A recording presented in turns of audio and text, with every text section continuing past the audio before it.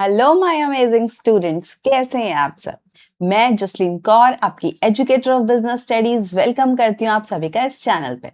बेटा, last class में हमने क्या किया था? लास्ट क्लास में हमने business services, that is chapter 4 of your business studies, हमने कंप्लीट कर लिया था। तो आज हम स्टार्ट करेंगे न्यू चैप्टर से, that is chapter 5, emerging modes of business. I hope आपको चैप्टर 4 क्लियर हो गया होगा। तो आज हम बढ़ेंगे आगे। चलिए स्टार्ट करते हैं। Chapter 5 of your business studies, that is emerging modes of business. अब इस चैप्टर में हम क्या पढ़ेंगे? इस चैप्टर में हम बेसिकली पढ़ेंगे ई बिजनेस के बारे में कि ई बिजनेस क्या होता है, ई बिजनेस के कितनी कैटेगरीज होती हैं, ई बिजनेस के कितने बेनिफिट्स हैं, क्या क्या उसके बेनिफिट्स हैं, क्या लिमिटेशंस हैं, और जो पहले टाइम के बिजनेस होता था, जो इसको हम ट्रेडिशनल बिजनेस बोलते थे, वो वाले बिजनेस में और आज के टाइम के जो बिजनेस है ई बिजनेस में क्या क्या डिफरेंशिएशंस हैं। तो चलिए स्टार्ट करते हैं मीनिंग से। Meaning and scope of e business. E business मतलब जो भी बिजनेस इलेक्ट्रॉनिक फॉर्म में हो रहा है। इलेक्ट्रॉनिक फॉर्म का मतलब ये नहीं कि आप क्या कहते हैं वायर से हो रहा है, इलेक्ट्रिशियंस और उसके इलेक्ट्रॉनिकली हो रहा है। इलेक्ट्रॉनिकली मतलब इलेक्ट्रिक डिवाइसेस यूज हो रही हैं उसमें, जो कि जैसे कि फोन्स यूज हो रहे हैं, इंटरनेट कनेक्शन यूज हो रहा है, लैपटॉप्स यूज हो रहे हैं, आपके कंप्यूटर्स यूज हो रहे हैं, टैब्स यूज हो रहे हैं। ये सब जो डिवाइसेस से जो बिजनेस हो रहा है उसको हम क्या बोलते हैं? उसको हम बोलते हैं ई बिजनेस।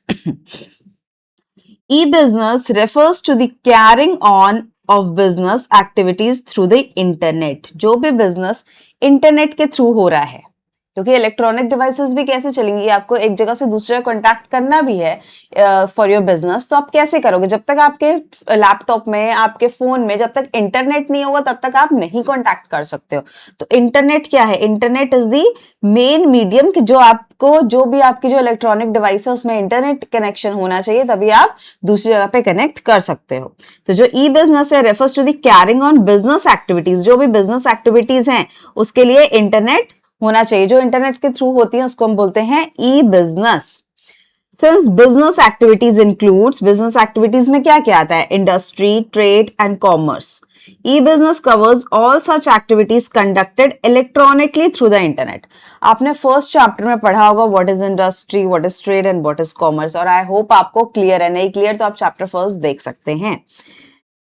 तो जो सारी बिजनेस एक्टिविटीज हैं, अगर ये सारी बिजनेस एक्टिविटीज को हम इंटरनेट के थ्रू करते हैं तो उसको हम क्या बोलेंगे? उसको हम बोलेंगे ई बिजनेस। मतलब इलेक्ट्रॉनिकली फॉर्म में जब करेंगे तो वो क्या हो जाएगा? ई बिजनेस हो जाएगा।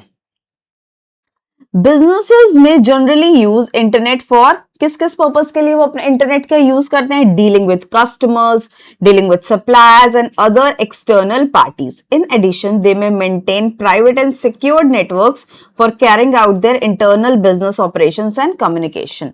मतलब जो भी उनको बिजनेस करना है उसके लिए उनका इंटरनेट कनेक्शन जरूरी है और इलेक्ट्रॉनिक डिवाइस होना चाहिए दोनों के पास। मतलब चाहे वो किसी कस्टमर से डील कर रहे हैं, चाहे वो सप्लायर से डील कर रहे हैं, दोनों के पास क्या है? इंटरनेट कनेक्शन होना चाहिए, तभी वो ई बिजनेस हो पाएगा। दोनों के बीच में कनेक्शन हो पाएगा। खाली एक इलेक्ट्रॉनिक डिवाइस से बिजनेस नहीं हो पाएगा। ई बिजनेस मतलब इलेक्ट्रॉनिक बिजनेस जिसमें कि इंटरनेट कनेक्शन भी होना चाहिए, उसको हम बोलते हैं ई बिजनेस। चलिए बढ़ते हैं आगे। क्या है scope of e business? Scope क्या रहेगा ई बिजनेस का, ये हम आगे one by one in detail पढ़ेंगे। E business involves conducting various business activities such as, कौन कौन सी बिजनेस एक्टिविटीज करनी पड़ती हैं? जैसे कि प्लानिंग करना पड़ता है, ऑर्गेनाइज करना पड़ता है, marketing and production electronically through the internet. ये सारी एक्टिविटीज जो अब हम इंटरनेट के थ्रू करेंगे तो वो क्या होगा? ई बिजनेस।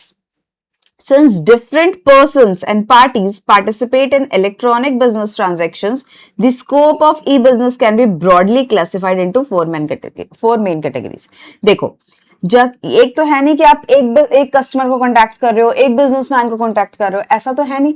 लेकिन जब एक बिजनेस बहुत ही बड़ा बिजनेस है और उसको ई बिजनेस का स्कोप भी बहुत वास्ट है, तो इसीलिए उसको इजी बनाने के लिए, उसको इजीली समझाने के लिए इसको 4 डिफरेंट कैटेगरीज में क्लासिफाई कर दिया है कि वन बाय वन आपको इजिली क्लियर हो जाएगा।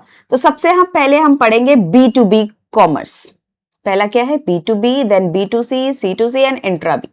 वन बाय वन हम डिटेल में पढ़ेंगे। तो सबसे पहला क्या है, B2B कॉमर्स। अब B2B का मतलब क्या है, बिजनेस टू बिजनेस। मतलब यहाँ पे दोनों पार्टीज बिजनेसमैन होंगी या बिजनेस, कोई ना कोई बिजनेस परफॉर्म कर रही होंगी। देखो, B2B commerce means business transactions that take place between two business firms through the internet। मतलब कि दो बिजनेस फर्म्स का इन्वॉल्व होना बहुत जरूरी है थ्रू इंटरनेट। मतलब ये नहीं कि हाँ जाके कर रहे हैं तो वो ई बिजनेस नहीं कहलाएगा। मतलब दोनों पार्टीज जब कनेक्ट कर रही हैं, एक दूसरे से डील कर रही हैं थ्रू इंटरनेट, तो किस में आएगा, B2B कॉमर्स में आएगा।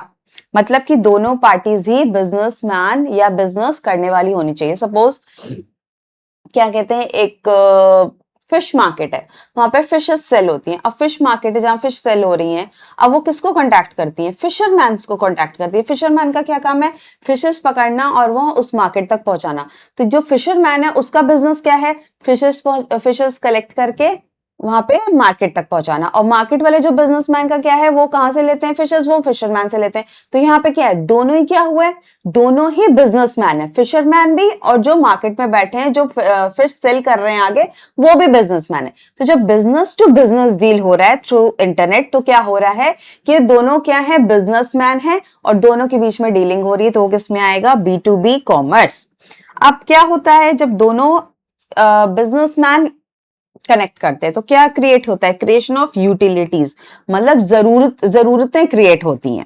जैसे कि बिजनेसेस क्या करते हैं, बाय गुड्स और services from other businesses to produce और इंप्रूव देयर ओन प्रोडक्ट्स। अपने प्रोडक्ट्स को और अच्छा करने के लिए वो दूसरे बिजनेसमैन से कनेक्ट करते हैं। जैसे कि एग्जांपल देखते हैं, a car company purchases tyres from tyre manufacture. अब एक कार कंपनी है, कार जो है वो पूरी एक ही जगह पे तो बन नहीं रही है। जो कार की कंपनी है वो अलग अलग जगह से पार्ट्स इकट्ठे करके एक कार को मैन्युफैक्चर किया जाता है या असेंबल किया जाता है। जैसे टायर कहीं और से आते हैं, गियर्स कहीं और से आते हैं, क्लचेस कहीं और से आते हैं। ये सब क्या है, ये सब जो है अलग अलग मैन्युफैक्चर्स हैं। तो जो कार कंपनी है वो सबसे जाके डील करती है, लाइक क्लच वाले मैन्युफैक्चर से डील किया, टायर वाले से डील किया, कि सबसे पार्ट्स कलेक्ट कर फिर अपनी कंपनी में वो कार को मैन्युफैक्चर करती है। तो यहाँ क्या हो रहा है, बिजनेस टू बिजनेस। मतलब जो क्लच बना रहा है उसका भी बिजनेस है और जो टायर बना रहा है उसका भी यही बिजनेस है, और जो आगे कार वाले को दे रहा है कार वाला भी बिजनेसमैन है। तो बिजनेस टू बिजनेस दोनों बिजनेस कनेक्ट हो रहे, दोनों बिजनेस में डील हो रही है। तो वो किसमें है, B2B कॉमर्स में है।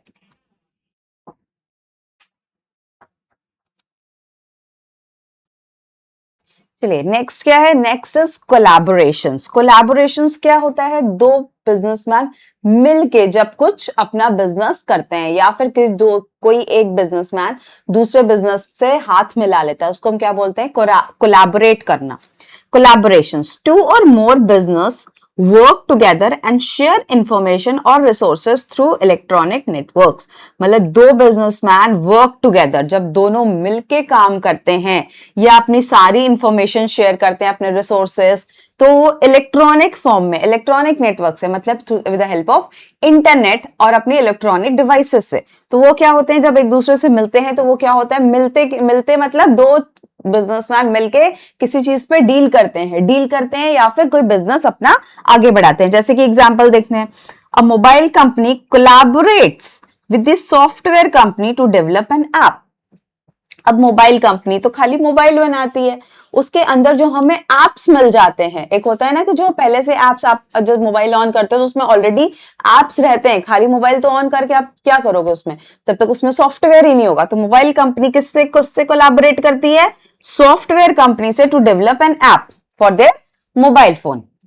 तो जब ये उससे कोलैबोरेट करती है, उससे मिलके दोनों, अब खाली मोबाइल भी तो किसी काम का नहीं है, खाली एप्स भी किसी काम का नहीं है।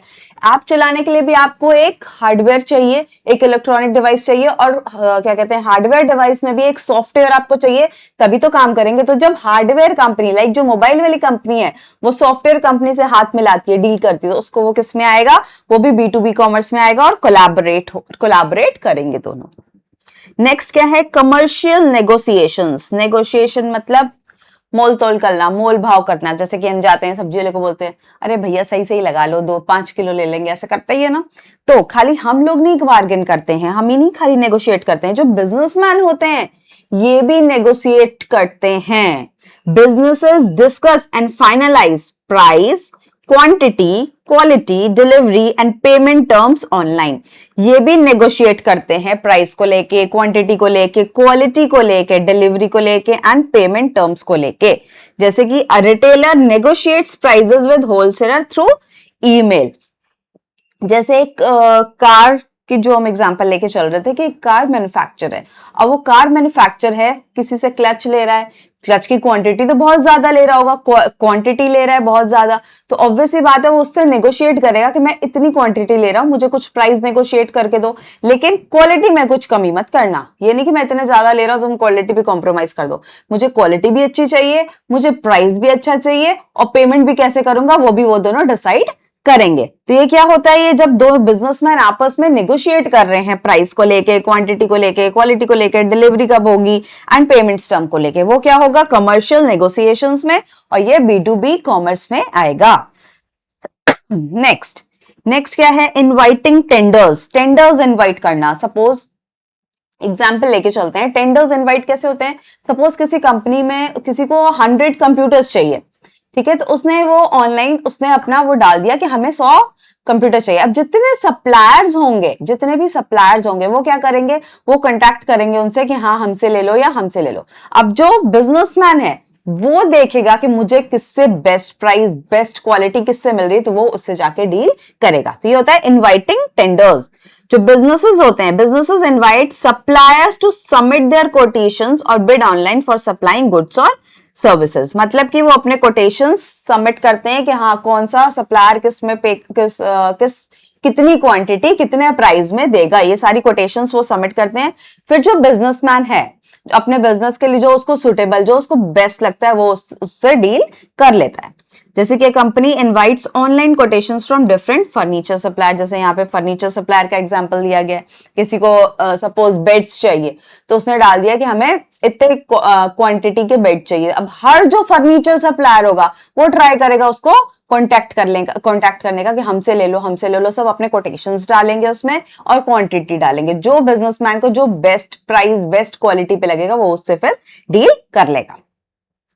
नेक्स्ट क्या है, next is distribution of goods. अब डिस्ट्रीब्यूशन ऑफ गुड्स क्या होता है, manufacturer and distributors use electronic networks to place orders, process them and arrange delivery of goods.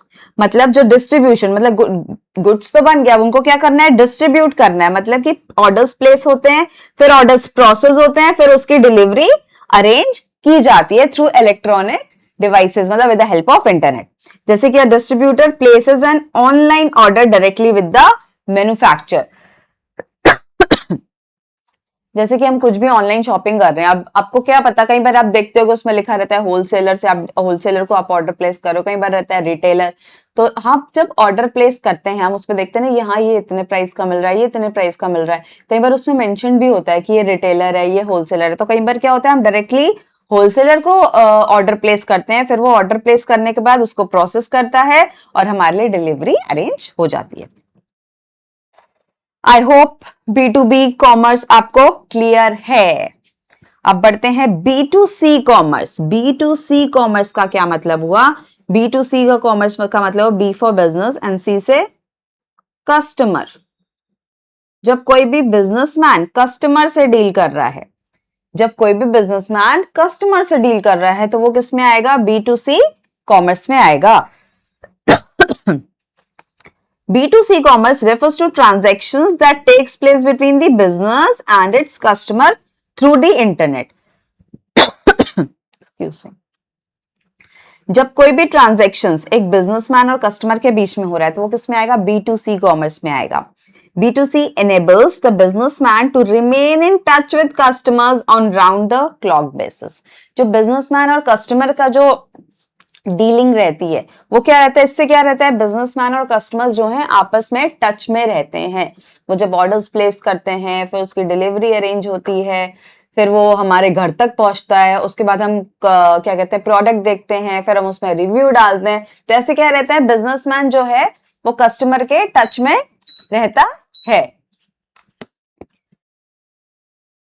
ठीक है, इसमें क्या है, इसमें सबसे पहला है सेलिंग एंड डिस्ट्रीब्यूशन। देखो, businesses can sell goods and services directly to customers online and arrange their delivery.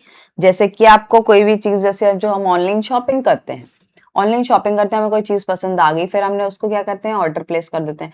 वो क्या होता है, फिर हमारे ऑर्डर प्रोसेस होकर डिलीवरी हमारे घर तक आ जाती है। वो क्या हुआ कि ऑर्डर हमारे पास आ गया। जैसे कि अ कस्टमर ने ऑर्डर किया, order shoes online and gets them delivered at home. मतलब कि हमने ऑर्डर प्लेस करना है एज अ कस्टमर, जैसे कि हमें कोई चीज चाहिए तो हम ऑर्डर प्लेस कर रहे हैं with the help of internet, with the help of our electronic device, और वो चीज हमारे घर तक डिलीवर हो जाती है। नेक्स्ट देखो, नेक्स्ट क्या है, after sale service. Businesses can provide support to customers even after the product has been sold. जब प्रोडक्ट सेल हो जाता है, प्रोडक्ट आपके पास आ जाता है, उसके बाद कई प्रोडक्ट्स पे आफ्टर सेल सर्विस भी दी जाती है। सपोज आपने वॉशिंग मशीन पे परचेज की, तो वॉशिंग मशीन पे क्या है, वो आके आएंगे, उस मतलब परचेज तो कर ली, सामान आपका हो गया, उसके बाद आफ्टर सेल सर्विस भी दी जाती है। मतलब वो उनके जो एम्प्लॉइज रहेगा या उनके यहाँ जो काम करते हैं, वो आपके पास आएंगे, आपकी वॉशिंग मशीन इंस्टॉल करेंगे जहां पे आपको चाहिए, फिर आपको पूरा एक डेमो देके जाएंगे कि आपको इस प्रोडक्ट को कैसे ऑपरेट करना है। तो ये क्या हुआ, आफ्टर सेल सर्विस। मतलब कि उनका प्रोडक्ट तो सेल हो गया, उसके बाद भी वो सर्विस दे रहे हैं। जैसे कि एग्जांपल क्या है, a customer contacts online support for help with the newly purchase laptop. अब उसने लैपटॉप परचेज कर लिया, उसके बाद क्या है, उसको ऑनलाइन सपोर्ट भी वो उस प्रोवाइड किया जाता है कि उसको लैपटॉप को कैसे ऑपरेट करना है। नेक्स्ट क्या है, next is promotion and marketing. अब देखो, प्रमोशन एंड मार्केटिंग क्या, जैसे कि हम ऑनलाइन परचेज कर रहे हैं, तो आजकल जो एडवर्टीजमेंट्स हैं वो भी क्या है, ऑनलाइन ही हमें देखने को मिलते हैं। बहुत सारे सोशल प्लेटफॉर्म्स है, सोशल नेटवर्किंग है, जिसके थ्रू हम एड्स देखते हैं। जैसे कई बार होता है कोई सेल आने वाली होती है, तो उसके प्रमोशंस, उसकी मार्केटिंग कुछ दिन पहले से ही स्टार्ट की कर दी जाती है। Business use internet, including music, videos, advertisement, etc. to promote their products and attract customers. मतलब कस्टमर्स को पहले से ही अवेयर कर दिया जाता है कि हाँ, हम कोई सेल लेके आ रहे हैं या हमने कोई नया प्रोडक्ट लॉन्च किया है, ताकि वो कस्टमर अवेयर हो जाए और उसको मतलब बहुत अच्छे तरीके से एडवर्टाइज करते हैं, लाइक वीडियोस बना के, उसमें म्यूजिक डाल के, या बहुत ही अच्छे से कस्टमर तक पहुंचाते हैं अपने प्रोडक्ट्स को, या कोई सेल वगैरह आ रही है उसको। तो ये क्या है, अपने प्रोडक्ट्स की प्रमोशन कर रहे हैं, मार्केटिंग कर रहे हैं। नेक्स्ट क्या है, लॉजिंग ऑफ कंप्लेंट्स। अब कंप्लेंट्स क्या, जब customer can submit there complaints, queries और फीडबैक टू बिजनेस इलेक्ट्रॉनिकली। कई बार क्या होता है कि आप जब प्रोडक्ट खरीदते हो, प्रोडक्ट तो आपके घर पे आ गया, उसके बाद आपको लग रहा है कि हाँ, ये तो मुझे डिफेक्टिव मिल गया, तो आप क्या करते हो, फिर कंप्लेन रेज करते हो, फिर आप जाते हो कस्टमर केयर से फोन करते हो कि हाँ, ये चीज हमें सही नहीं मिली, या ये डिफेक्ट है, हमें रिप्लेस करा के दो, या जो भी। तो ये क्या है कि कस्टमर जो है अपनी कंप्लेन को भी लॉन्च कर सकता है, अपनी क्वेरीज डाल सकता है, अपना फीडबैक डाल सकता है। कई बार होता है कि हमें बहुत ही पसंद आ गया प्रोडक्ट कि हाँ, ये तो हमने जो है 5/5 रेटिंग भी दे दी, बहुत अच्छा है, तो उस पर भी हम क्या करते हैं, वो भी हम रिव्यूज अपने डालते हैं कि ये प्रोडक्ट हमें बहुत अच्छा लगा, ताकि और भी कस्टमर्स के लिए वो हेल्पफुल हो जाता है उनको परचेजिंग में। आई होप B2C क्लियर है। अब बढ़ेंगे आगे, what is C2C। C2C as the name सेल्स, C2C मतलब customer to customer. Customer to customer कैसे होगा, customer to customer service, customer to customer refers to transactions that take place between two customers. जब दो कस्टमर्स आपस में deal करेंगे तो किस में आएगा, C2C कस्टमर्स में आएगा। जैसे कि कस्टमर्स डील करेंगे through an online platform, here both seller and buyer are consumers. जैसे कि आपने देखा होगा, आपके घर में कोई ओल्ड टीवी हो, ओल्ड फर्नीचर हो, आप क्या करते हो, अब आपने यूज कर लिया, अब आप चाहते हो कि अब इसको मैं सेल आउट कर दूं।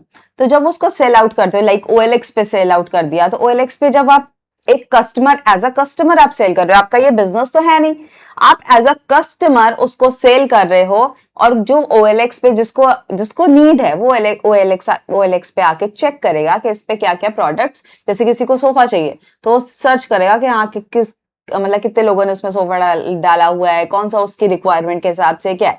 तो यहाँ पे क्या हो रहा है, यहाँ पे एक कस्टमर दूसरे कस्टमर को ही तो सेल कर रहा है। अब जो सेल कर रहा है उसका रोज का काम तो है नहीं फर्नीचर का, वो क्या है, वो एज अ कस्टमर उसने वो सोफा यूज कर लिया, अब वो सोफा अपना सेकंड हैंड चीज निकालना चाह रहा है, तो वो क्या हुआ, उसने सोफा को OLX पे डाल दिया। अब जिसको परचेज करना है वो, मतलब कि हम इलेक्ट्रॉनिक डिवाइस से एक प्लेटफॉर्म पे एक कस्टमर दूसरे कस्टमर से डील करके भी बिजनेस कर सकता है।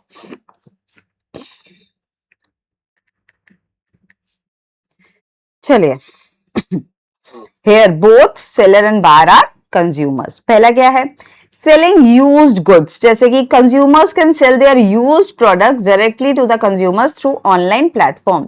जैसे कि क्या क्या सेल कर सकते हैं, हमारी जो कोई ओल्ड कार है उसको सेल कर सकते हो, लाइक सेकेंड हैंड कार्स लोग लेते हैं। सेलिंग यूज्ड बुक्स, क्लोथ्स हो गए, फर्नीचर हो गया, मोबाइल फोन्स हो गया, ये सब आपने सुना ही होगा कि हम कई बार होता है हमने यूज कर दिया, चलो इसको अब सेल कर देते हैं, तो वो क्या है कि हमने उस पर सेल कर दिया एज अ कंज्यूमर, अब दूसरा कंज्यूमर उसको परचेज कर लेगा।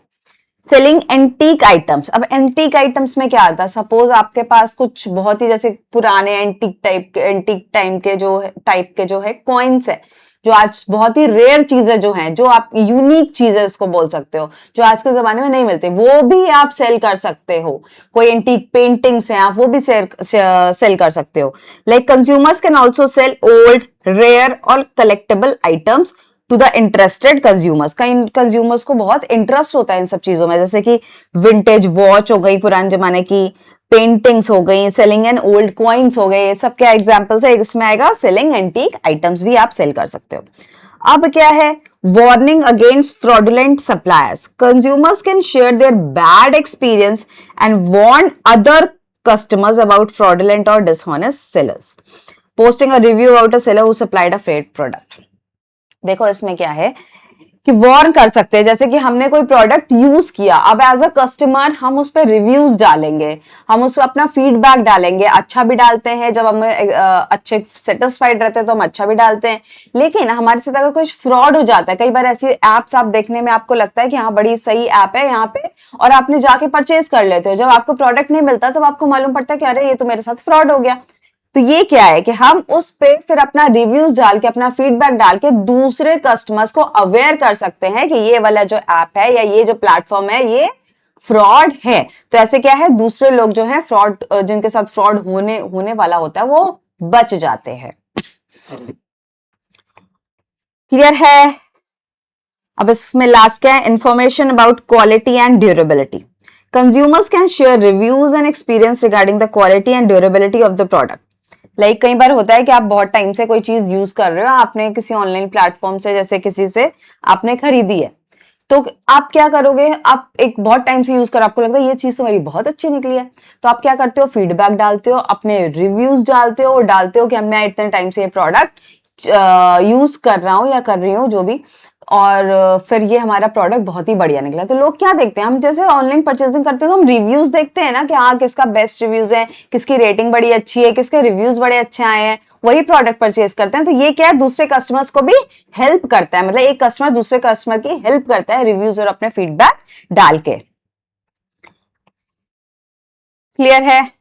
अब नेक्स्ट और लास्ट स्कोप जो है वो है इंट्रा बी कॉमर्स। अब इंट्रा बी कॉमर्स क्या है, यहां पे क्या होता है, एक ही बिजनेस फर्म या एक ही बिजनेस ऑर्गेनाइजेशन के बीच में डीलिंग हो रही है, मतलब उसी के अंदर के एम्प्लॉयज डील कर रहे हैं आपस में, या एम्प्लॉयज मतलब जो है मैनेजर्स हैं वो सप्लायर से डील कर रहे हैं, मतलब जो भी डीलिंग होगी वो विद इन दी ऑर्गेनाइजेशन होगी। मतलब कि एक बिजनेस ऑर्गेनाइजेशन है या बिजनेस फर्म है, जो भी इसके अलग अलग डिपार्टमेंट्स हैं, ये जो बिजनेस फर्म के बीच में ही जो डीलिंग होनी है वो इसके बीच में ही होनी है। आइए देखते हैं। Intra commerce refers to electronic transactions and communication that take place within the same business organisation, मतलब एक ही बिजनेस ऑर्गेनाइजेशन होना चाहिए, दो बिजनेस ऑर्गेनाइजेशन में ये डीलिंग नहीं होगी। जो इंट्रा बी वाले हैं, इंट्रा बी कॉमर्स का मतलब यही होता है कि एक ही बिजनेस फर्म या एक ही बिजनेस ऑर्गेनाइजेशन के बीच में डील करना। जैसे को उनके आपस के डिपार्टमेंट्स भी डील कर सकते हैं, जैसे मैनेजमेंट जो मार्केटिंग वाले हैं, मार्केटिंग वाले सेल से पूछ सकते हैं कितनी सेल हुई क्या है, वो जो है सप्लायर से पूछ सकते हैं कि हाँ गुड सप्लाई हुए नहीं हुए। तो जो आपस में इनका जो इंटरेक्शन हो रहा है वो क्या होता है, इंट्रा बी कॉमर्स में आता है। In simple words, when different departments, employees, and management of same organization communicate and work electronically, it is called intra-B commerce. इसमें क्या है, सबसे पहला इंटरैक्शन बिटवीन द डिपार्टमेंट। जब दो डिपार्टमेंट्स आपस में इंटरैक्ट कर रहे हैं इलेक्ट्रॉनिकली तो उसको हम क्या, उसको किस में आएगा, इंटरैक्शन बिटवीन डिपार्टमेंट्स में। जैसे कि different departments of the same organisation can communicate and exchange information electronically. Example देखते हैं, जैसे marketing department informs production department about changes required in the product. जैसे जो है मार्केटिंग डिपार्टमेंट है वो प्रोडक्शन डिपार्टमेंट से बता रहा है कि क्या क्या चेंजेस हम ला सकते हैं। अब जो है मार्केटिंग डिपार्टमेंट जो है सप्लायर से पूछ रहा है कितने प्रोडक्ट्स डिलीवर हो रहे हैं, कितने का हमारे पास वो स्टॉक है क्या है। तो ये सब क्या है, जो आपस में ही डील कर रहे हैं ना, आपस में इंटरेक्ट कर रहे हैं, तो ये क्या है, इंट्रा बी कॉमर्स में आएगा। नेक्स्ट क्या है, orders and instructions to supplier, वही बात आ गई।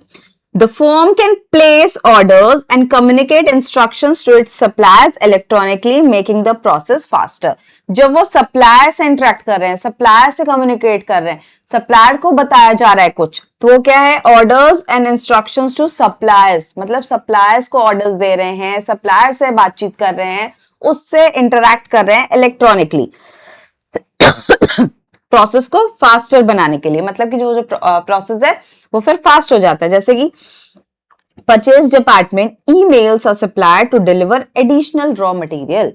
अब उसने एडिशनल रॉ मटेरियल डिलीवर कराना है, अब वो बैठेगा पूरा पेपर वर्क लेके कि हाँ पूरा लिखेगा कि सप्लायर को कि ये हमें एडिशनल, तो उससे बेटर क्या है, उसने एक ईमेल डाला सप्लायर को, इलेक्ट्रॉनिकली उसने ये काम किया और उसी टाइम सप्लायर को इंफॉर्मेशन मिल गई कि यहाँ हमें एक्स्ट्रा रॉ मटेरियल देना है। इससे क्या हो गया, हमारा प्रोसेस जो है फास्टर होगी। नेक्स्ट क्या है, communication within organisation. Within organisation जैसे कि important notice, reports and information can be quickly shared throughout the organisation. जो भी इंपॉर्टेंट इंफॉर्मेशन रहती है, इंपॉर्टेंट बातें रहती हैं, वो भी ऑर्गेनाइजेशन में क्विकली शेयर कर दी जाती हैं। मतलब जो एक जो नोटिस है वो है जो पूरे मतलब ऑर्गेनाइजेशन में सर्कुलेट कर दिया जाता है, तो सबको क्या मिल जाती है, सबको इंफॉर्मेशन मिल जाती है। जैसे कि HR sends a new company policy to all the employees through email. उसने सबको ईमेल डाला कि जो भी न्यू पॉलिसीज हैं हमारी कंपनी की, सारे एम्प्लॉयज को उसने एक साथ भेज दी। तो उसने क्या किया, एक विद इन द ऑर्गेनाइजेशन उसने सारे एम्प्लॉयज को वो एक मेल डाल दिया, मतलब कि electronically with the help of internet, with the help of electronic device उसने काम किया और अपने एक सबको बैठे बैठे एक ही साथ इंफॉर्मेशन दे दी। नेक्स्ट क्या है, रिक्रूटमेंट, सिलेक्शन एंड ट्रेनिंग। अब क्या है, business can use electronic means for hiring, selecting and training employees. जैसे कि अब जो एम्प्लॉइज काम कर रहे हैं, सपोज कुछ छोड़ के चले जाते हैं, कुछ रिटायर हो जाते हैं, मतलब किसी की, तो अब वही, अब बिजनेस भी उन्होंने आगे बढ़ाना है तो नए एम्प्लॉइज को हायर करते हैं, उनको ट्रेनिंग्स देते हैं। तो कैसे करते हैं, आजकल तो जैसे इंटरव्यू भी जो है वो भी इलेक्ट्रॉनिक फॉर्म में होने लग पड़े हैं, जैसे बोलते हैं हम इसको ई इंटरव्यूज, मतलब कि with the help of electronic devices and internet. जैसे कि company conducts online interviews and employees training programmes. Training भी ऑनलाइन दे दी जाती है, इंटरव्यूज भी ऑनलाइन दिए जाते हैं। ये सब कैसे हो रहा है, ये सब इलेक्ट्रॉनिकली हो रहा है with the help of internet.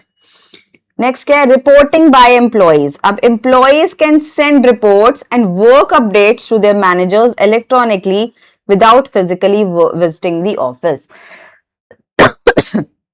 जो कि आप सुनते हो वर्क फ्रॉम होम, तो ये क्या है, एम्प्लॉइज घर बैठे बैठे काम कर रहे हैं और अपनी मैनेजर्स को अपनी पूरी रिपोर्ट सबमिट कर रहे हैं, पूरी वर्क अपडेट्स दे रहे हैं ऑफिस जाए बिना ही। तो ये कैसे कर रहे हैं, इलेक्ट्रॉनिक डिवाइस यूज कर रहे हैं और with the help of internet.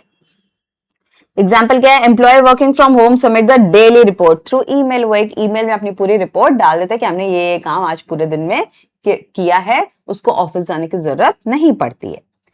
तो ये थी आपकी चारों कैटेगरीज ऑफ ई बिजनेस। ये चारों कैटेगरीज आज हमने कवर कर ली हैं। अब हम मिलते हैं आप सबसे नेक्स्ट क्लास में।